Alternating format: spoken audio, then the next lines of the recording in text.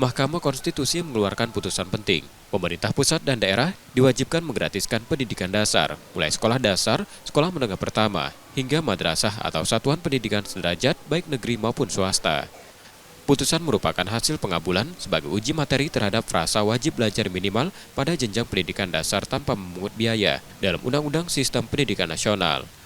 Kebijakan ini disambut positif warga Palembang. Warga berharap penerapannya dapat berjalan merata dan adil, agar tidak menimbulkan kecemburuan di tengah masyarakat. Ya, aku setuju.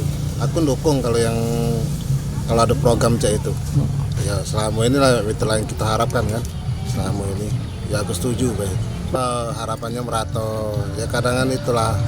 Namanya Indonesia nih kadang-kadang tuh tidak ada yang tidak dapat, ada yang dapat, kadang-kadang itulah merasa jadi cemburu sosial lah bagi mereka kan. Dukungan juga datang dari kalangan praktisi pendidikan Sumatera Selatan. Mereka menilai keputusan tersebut merupakan langkah maju dalam meningkatkan kualitas pendidikan. Tetapi MK tidak menunjukkan bagaimana kriteria gratis itu.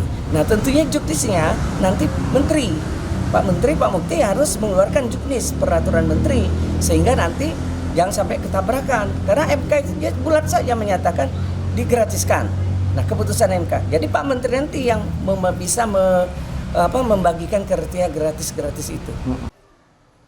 Namun, pemerintah diharapkan memiliki kriteria jelas terhadap sekolah-sekolah yang layak menerima kebijakan pembebasan biaya ini. Nur Muhammad, Kompas TV, Palembang, Sumatera Selatan.